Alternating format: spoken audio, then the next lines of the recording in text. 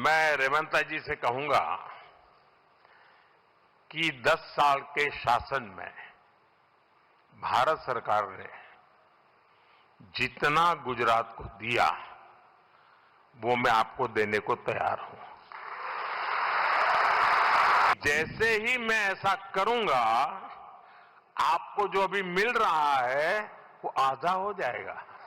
आप जहां पहुंचना चाहते हैं नहीं पहुंच पाएंगे और इसलिए अच्छा है कि मेरे से ही जोड़ो। राज्यपाल श्रीमान शिव प्रताप शुक्ला जी,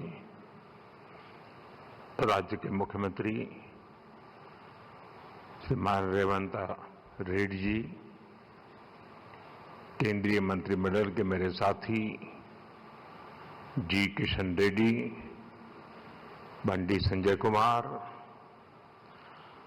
संसद के मेरे साथी कोंडा विश्वेश्वर रेड्डी जी, तेलंगाना सरकार के मंत्री, अन्य जनप्रतिनिधि, देवी और सज्जनों, साइबराबाद का सामर्थ्य नेशनल भी है और ग्लोबल भी है। ये तेलंगाना के और देश के तेज विकास का प्रमुख केंद्र है। इसलिए आज साइबराबाद से तेलंगाना को देश का एक बड़ा मैन्युफैक्चरिंग पावर हाउस बनाने के लिए अनेक बड़े प्रोजेक्ट शुरू हो रहे हैं। आज जिन प्रोजेक्ट्स का शिलान्यास और लोकार्पण हुआ है, इससे यहां हजारों हजार नए रोजगार बनेंगे और तेलंगाना की कनेक्टिविटी भी सशक्त होगी। मैं तेलंगाना की जनता को इन प्रोजेक्ट्स के लिए बहुत बहुत बधाई देता हूं। साथियों, आज भारत रिफॉर्म्स एक्सप्रेस पर चल रहा है। साथ ही आज का भारत आधुनिक इंफ्रास्ट्रक्चर भी बना रहा है। जहीराबाद इंडस्ट्रियल एरिया के निर्माण के पीछे भी यही लक्ष्य है। ये इंडस्ट्रियल एरिया, इंडस्ट्रियल कॉरिडोर विकसित करने के भारत सरकार के राष्ट्रीय अभियान का हिस्सा है। यह एक प्रकार से इंडस्ट्रियल स्मार्ट सिटी बनने जा रहा है। यहां वर्ल्ड क्लास इंफ्रास्ट्रक्चर होगा, बेहतरीन पावर सप्लाई होगी, एडवांस आईसीटी नेटवर्क होगा, यानी दुनिया भर के निवेशकों के लिए यहां हर वो सुविधा होगी जो इंडस्ट्री के लिए उन्हें जरूरी है। इन सुविधाओं के निर्माण के लिए भारत सरकार के हजारों करोड़ रुपए लगेंगे और तेलंगाना, हैदराबाद के हजारों नौजवानों को रोजगार का माध्यम बनेगा। यहां बनने वाली गाड़ियां, मशीनरी, यहां लगने वाले फूड प्रोसेसिंग उद्योग, ये तेलंगाना के श्रमिकों और किसानों को भी सशक्त करेंगे। साथियों, अतीत में जब भारत दुनिया की बहुत बड़ी इकोनॉमी था, तब हमारे वस्त्र उद्योग की बहुत बड़ी भूमिका थी। अब हम अपनी उस विरासत को फिर से सशक्त कर रहे हैं। वारंगल का पीएम मित्र पार्क देश में टेक्सटाइल क्रांति को गति देगा। पीएम मित्र पार्क में लगने वाली यूनिट्स को केंद्र सरकार की योजनाओं का भी पूरा लाभ मिलेगा। उन्हें केंद्र सरकार की पीएलआई स्कीम से भी मदद मिलेगी। यानी इस टेक्सटाइल पार्क से बड़ी संख्या में रोजगार का निर्माण होगा।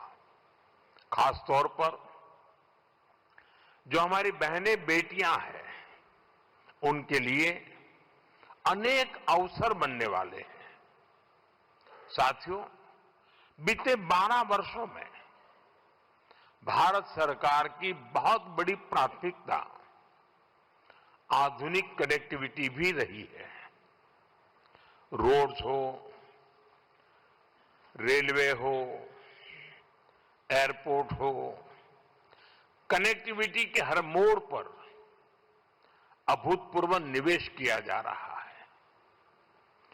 करीब 2.25 लाख करोड़ रुपए की इन्वेस्टमेंट सिर्फ और सिर्फ नेशनल हाईवे पर की गई है और इसका बहुत बड़ा लाभ तेलंगाना को भी हो रहा है। बीते 11 वर्षों में तेलंगाना में नेशनल हाईवे का नेटवर्क डबल हुआ है। तेलंगाना और कर्नाटका को जोड़ने वाले नेशनल हाईवे के चौड़ीकरण से बहुत सुविधा होगी। इससे ट्रेवल टाइम कम होगा और किराए भाड़े में भी बचत होगी। साथियों, साल 2014 से पहले अविभाजित आंध्र प्रदेश के लिए 1000 करोड़ रुपए से भी कम का रेलवे बजट होता था।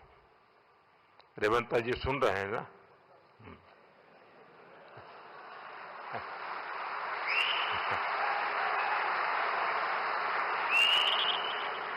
संयुक्त आंध्र के समय रेलवे का बजट 1000 करोड़ रुपए से भी कम था। आज सिर्फ संयुक्त आंध्र की बात नहीं कर रहा, आज सिर्फ तेलंगाना का रेलवे बजट ही लगभग 5,500 करोड़ रुपए का है।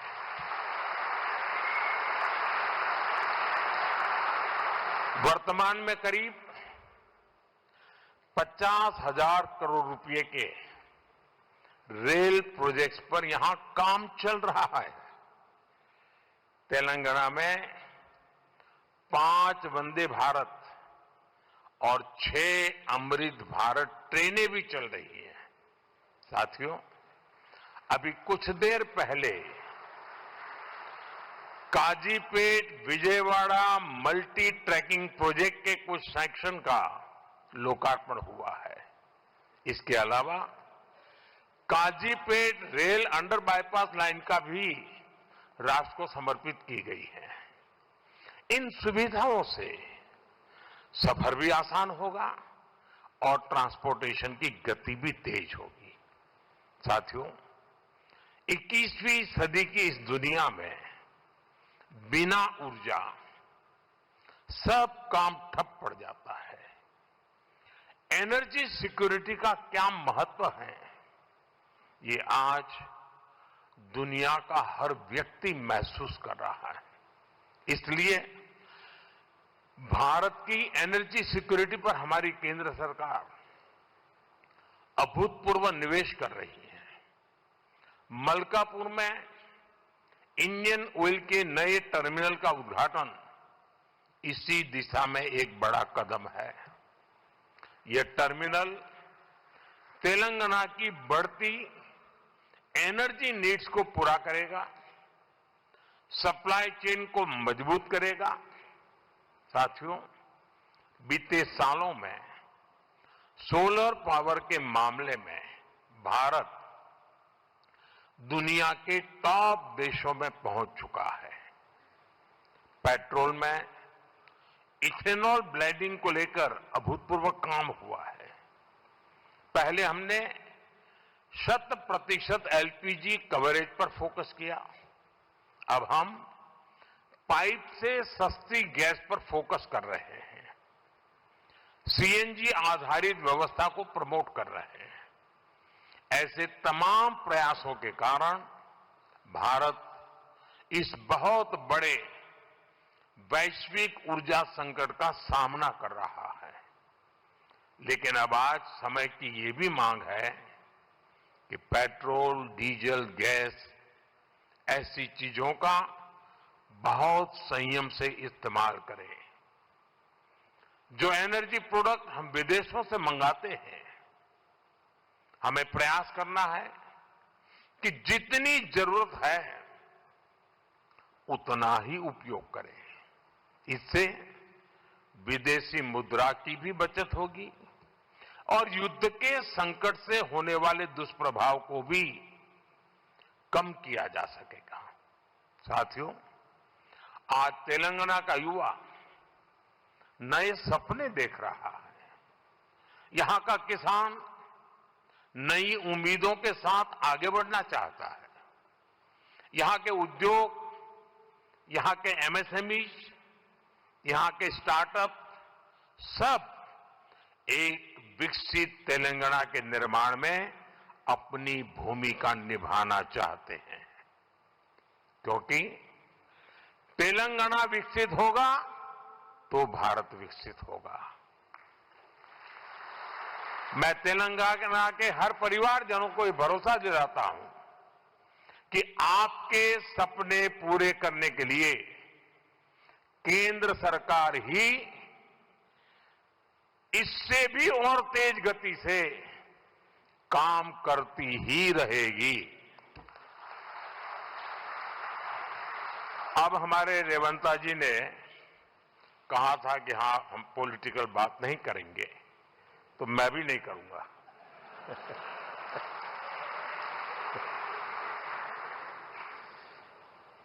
और इसलिए नॉन पॉलिटिकल बात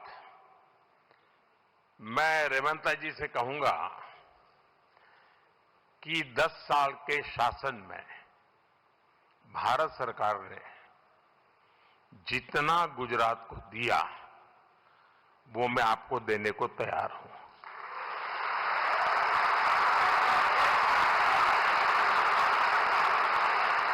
लेकिन मेरी जानकारी से मैं आपको बता देता हूं कि जैसे ही मैं ऐसा करूंगा, आपको जो अभी मिल रहा है वो आधा हो जाएगा।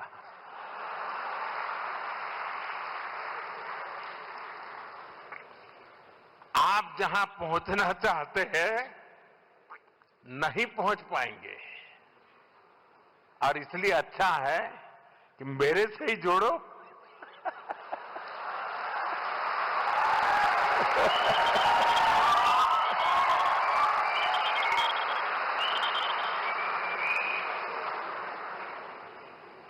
साथियों, हमारा एक पक्का विश्वास है कि डेमोक्रेसी में राज्यों में अलग अलग प्रकार की सरकारें होना कोई बुरी चीज नहीं है, लेकिन देश के विकास के लिए राज्यों का विकास भी उतना ही महत्वपूर्ण है। राज्यों के विकास के बिना देश का विकास संभव ही नहीं है। और इसलिए हमारी सारी योजना के केंद्र बिंदु में राज्यों का विकास हो, तेज गति से विकास हो, उस भाव को लेकर के हम सब मिलकर के चलें और 2047 विकसित भारत का सपना हम अपनी आंखों के सामने सिद्ध होता देखें। यही मेरी सबको शुभकामनाएं हैं। बहुत बहुत धन्यवाद।